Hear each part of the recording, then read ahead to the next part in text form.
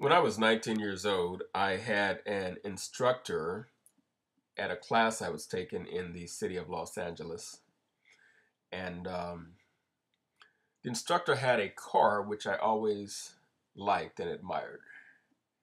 That car was a Caprice Classic, a Chevrolet Caprice Classic. It was I believe the model was 1970.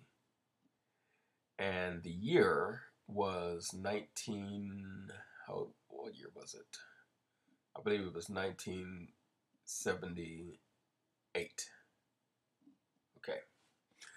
And the instructor told the students that he was selling his car for $1,000.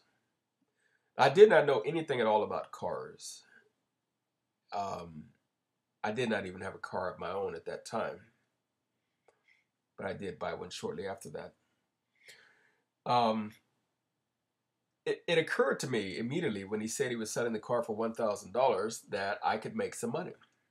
And the purpose of this video is to discuss thinking outside of the box and how the right attitude is far more important than the right knowledge, because an entrepreneur is going to always create opportunities and see opportunities that other people don't see.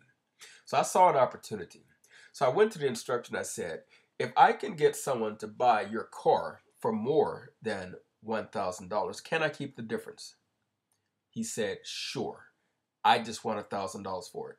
Like I said, I did not know anything about cars, but immediately I knew that this car was worth a lot more than $1,000. So what I did is I went to a free newspaper in Los Angeles, and that newspaper is called The Recycler. And this is their website today. They did not have a website back then. Nobody did. But basically, today, you can place ads in that paper, and this is a online and offline newspaper. So basically, if you click here where it says place an ad, if we were doing this today, you could log in, create an account, and then log in, and it would allow you to place your ad for free. And the good thing about the Recycler is that even though it covers much of the Los Angeles County area, as well as part of both Southern and Northern California, it's also in San Diego and other cities, and it may be in other states as well. I'm not sure. But the main thing is they have, when you place a free ad, which back then when I did it, you could do it by telephone, or you can do it today by telephone or online. The ad will run in the print paper as well as online. Okay, so I knew I could advertise his car for more than what he was selling it for. So that's what I did. But the first thing I did is I went to the Recycler to look at what the competition was doing. I looked at the other ads for cars. And most of the ads were very, very simplistic. They might say something like, well, let's just take a look at some car ads. Let's say Honda car. Honda. I'll just put it like that. Cars and vehicles. Search. Okay, here we go. 1997 Honda Accord LX 4-door auto full power runs great. Okay, that's a decent ad. That's a decent ad. But a lot of the competition would place very simplistic ads that did not give a lot of information. I don't know, maybe people have gotten smart over the years, because back then a lot of the ads were so basic. They would say something like 2005 Honda Accord auto silver 4-door, and that would be it. They would not talk a lot about the details, such as sunroof, 80,000 low miles, CD player, tinted windows, very clean, etc. Those are decent ads because you're painting a picture. Because back then you only had text, so you paint a picture to describe what you were selling. So that's what I did. So I asked for the keys to his car. I went in his car and I looked around and I wrote down some notes. Power steering, power steering. Not all cars had power steering back then. Electric windows. Not all cars had electric windows, automatic windows. AM FM radio. Some cars only had AM radio, so I put AM FM radio.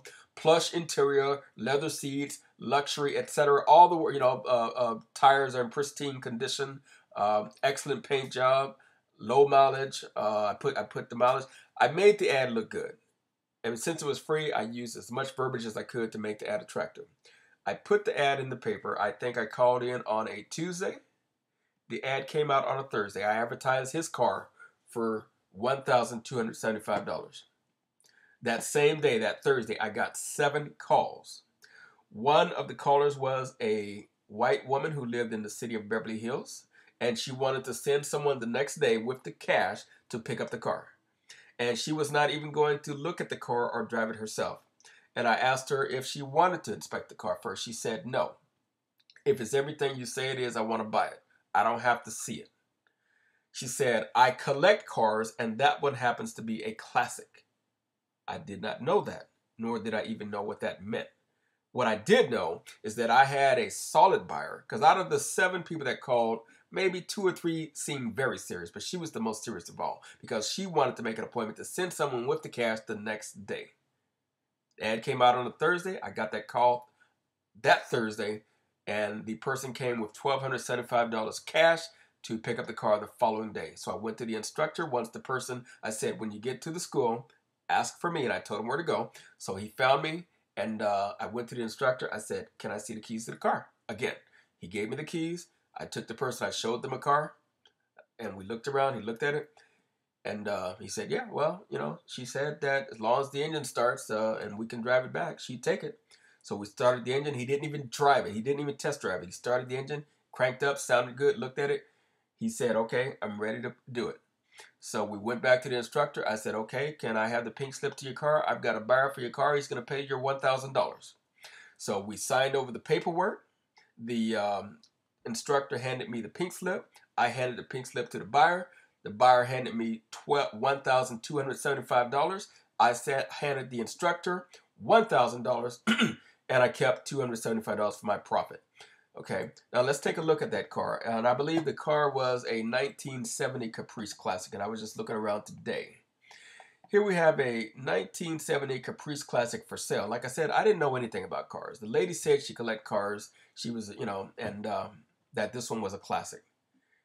That same car that I made a $275 profit on, selling for $1,275 today, is selling for $15,500. That's what she meant when she said it's a classic. I knew instinctively it was worth a lot more than $1,000. I had no idea how much more it was worth then and how much more it would be worth today.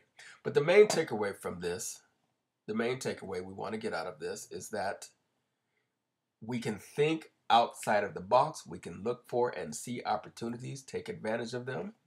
Let's take a look at the car. I'm sure you want to see what it looks like. Let's see. Where's the one for $1,500? I just saw it. Okay, here's one for $3,998. Let's take a look at that one. And to be honest with you, today, to me, the car, it's not very impressive, but back then it was.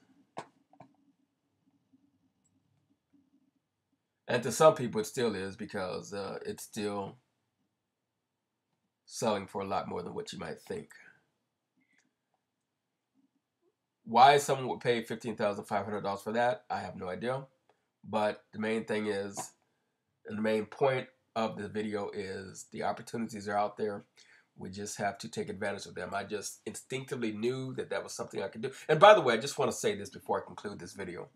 When my fellow students found out what I was doing, they were very critical. And what they said is, oh, he's always trying to make money. And they criticized what I was doing. They said, you have nothing to do with that car. They thought it was dumb. Now, they had a whole different tune when they found out that in one day I made $275 by basically selling something that wasn't even mine without investing a dime.